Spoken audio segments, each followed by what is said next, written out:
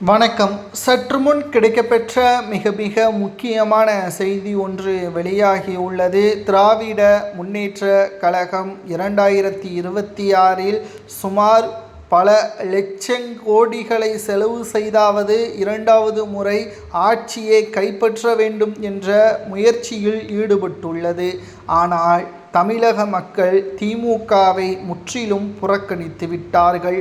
குறிப்பாக இதுவரைக்கும் அமைச்சர்கள் பதுக்கி வைக்கப்பட்ட கருப்பு பணங்கள் மற்றும் வருமானத்திற்கு அதிகமாக சேர்த்து வைக்கப்பட்ட பணங்கள், வேலை வாங்கி தருவதாக கூறி பல லட்சங்கள் வாங்கிய பணங்கள் அனைத்தையும் தற்பொழுது ஒரு இடத்தில் பதுக்கி வைக்கப்பட்டிருப்பதாகவும், அந்த பணத்தை இந்த 2 மாதங்கள் சுமார் 60 நாட்களில் குறிப்பிட்ட சதவீதத்தை மக்களுக்கு நிச்சயம் தேர்தல் பணமாக கொடுப்பதற்கு முயற்சிகளை மேற்கொண்டு வருகிறது. ஒன்றை மட்டும் உறுதியாக நம்மால் கூற முடியும்: திமுக பணத்தை கொடுக்காமல் ஆட்சி அதிகாரத்திற்கு வரவே முடியாது.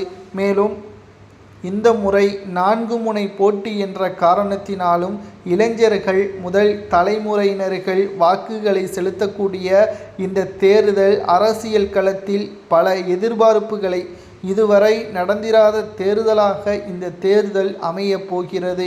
இதில் வேடிக்கை என்னவென்றால், மூத்த அமைச்சர்களுக்குத்தான் தற்பொழுது நடுக்கம் ஏற்பட்டுள்ளது.